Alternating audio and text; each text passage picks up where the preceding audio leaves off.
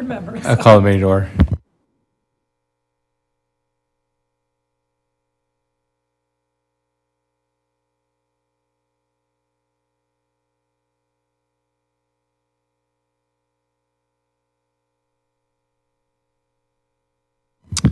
We've been posted according to open meeting laws. It has been. All right, roll call. President Johnson. Here. Trustee Harding. Here. Commissioner Leaderhouse. Here. Commissioner Morath. Here. Commissioner Olson. Here. All right. You're here about your sign, aren't you? No. So CSM. So, do you want to do citizen participation? All right, we're good. Now I'm going to skip citizen participation so I don't read that whole thing. Move on to approval of minutes for June 9th, 2025.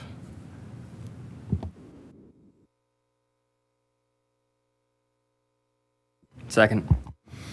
Questions or discussion? All those in favor? Aye. Aye. Opposed? Motion carries. All right. Miscellaneous business, item 1, Plan Commission review of new signage at Hot Carts located at 3260 Main Street. Scott Pachalski, Hot Carts of Wisconsin LLC applicant. Scott Bosey, Bauer Sign and Lighting agent. Application 2025-15. Discussion and possible action by the Plan Commission. Oren? We're bringing this back out of an abundance of caution. There was a elevation when the site plan for Hot Carts was approved that did show signage in the location of the building that they've come back with. So it's just a wall sign on the front of the building. The lighting plan for the previous approval of in association with the site plan included these gooseneck lights for this. So we knew that this was coming. Typically, commercial signage comes back to the Plan Commission for your review. So in this case, it is exactly what they showed that they were going to do, but previously they just had a generic, rectangle on there that said sign. They didn't know what they were going to be doing for their signage. So these are the details. We just wanted to verify that in the future, you do want to see things like this. If they, come back and they're, again, you had some inkling previously of what they were looking to do, but we had a condition that said that they would go through the sign process, which includes Plan Commission review and approval. So hopefully you're all okay with this coming back. I mean, I'm fine with it coming back. Okay. I guess if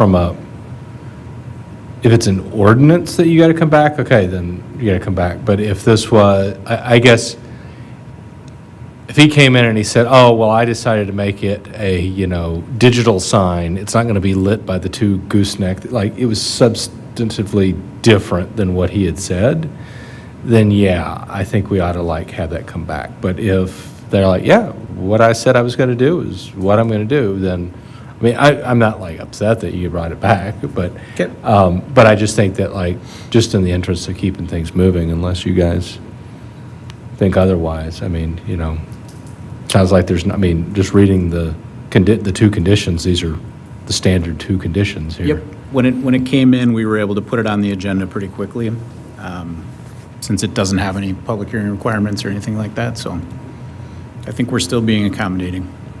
Yeah, definitely. I checked with Scott, the building inspector, and they're not far enough along where this is holding anything up.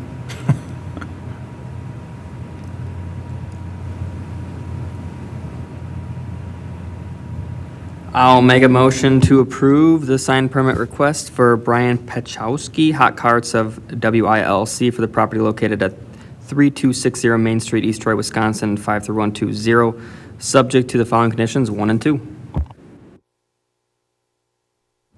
Questions or discussion? All those in favor? Aye. Opposed? Motion carries.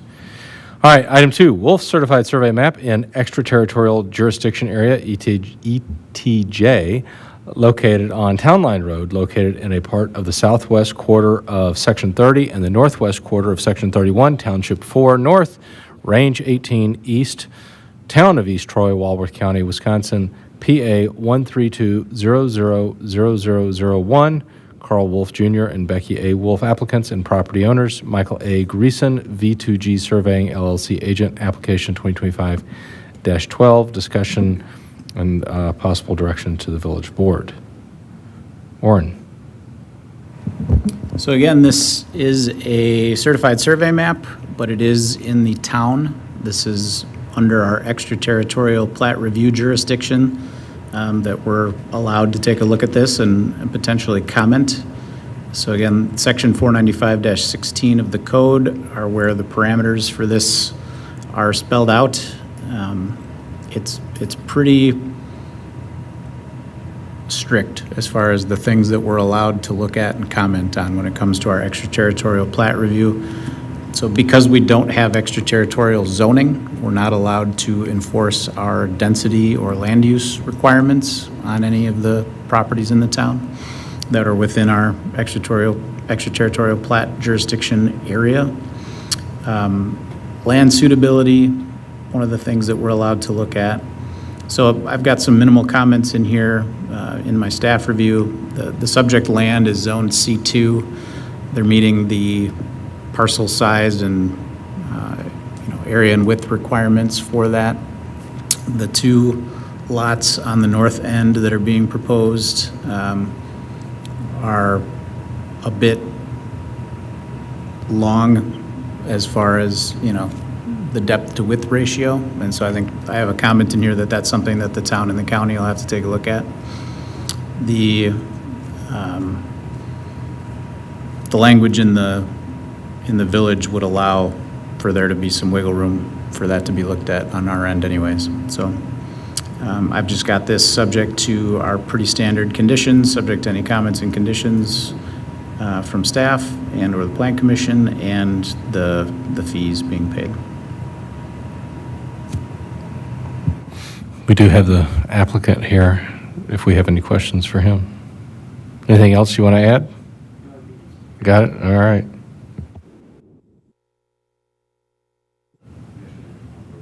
The town has approved it? Okay.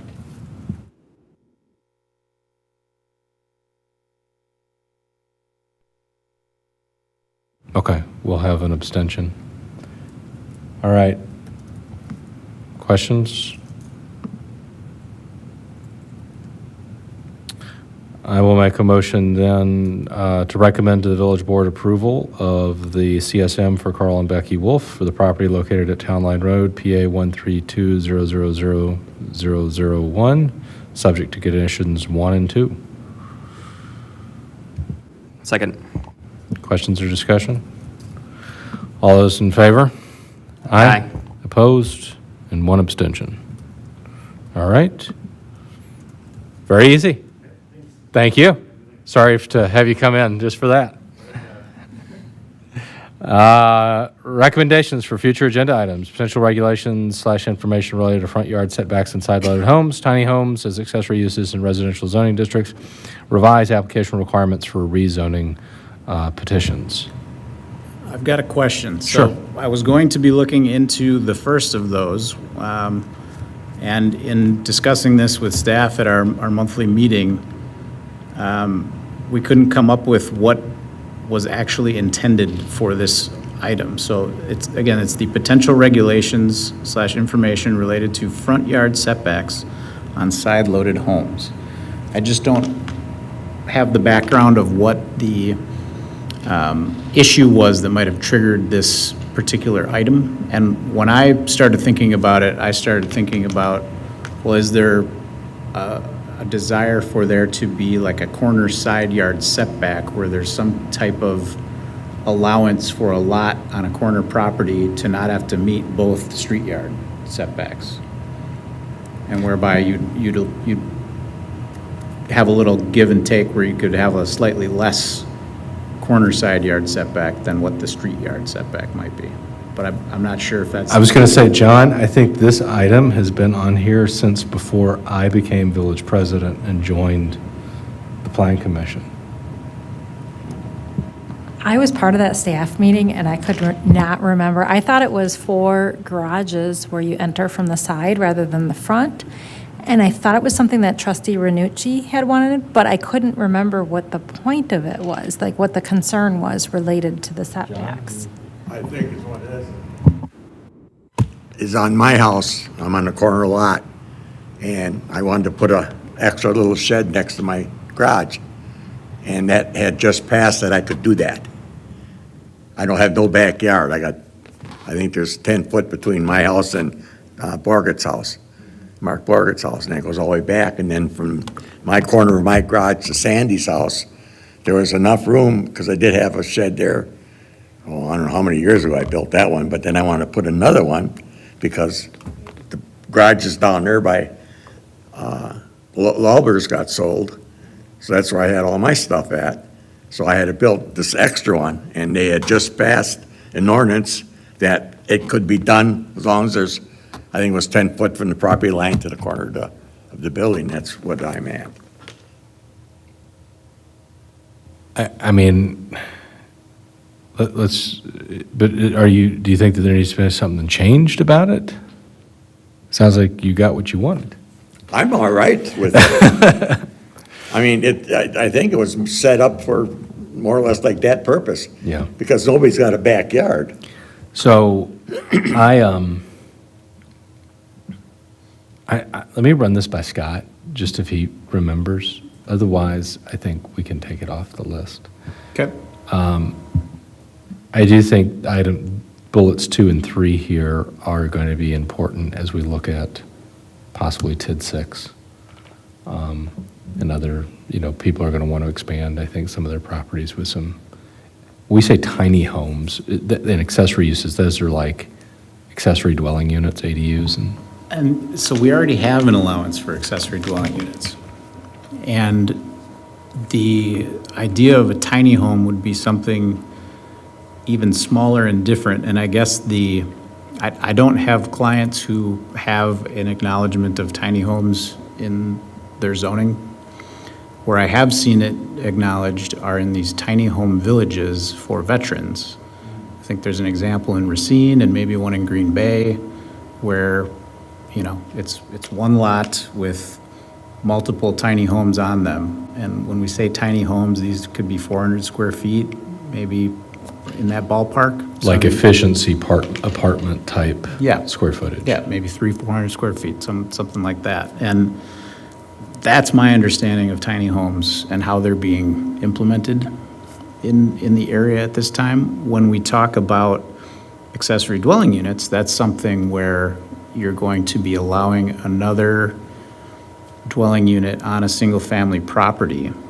And you can set So- parameters for size, parking, that it be, family, blood relative that's going to reside there versus just a rental.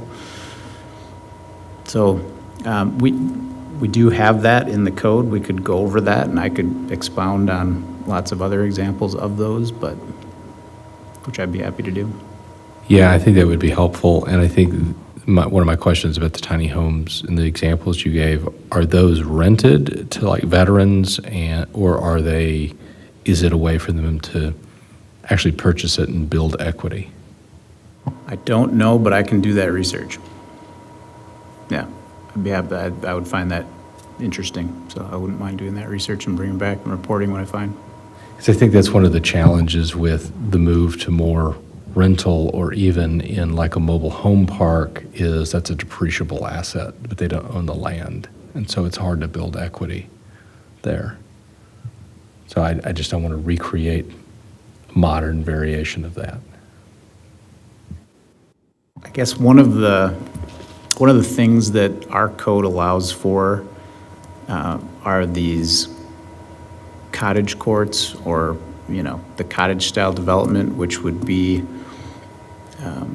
smaller dwelling units, potentially. I mean, they could be whatever size the developer was looking to do, but again, on a single parcel or area that could be sold off individually.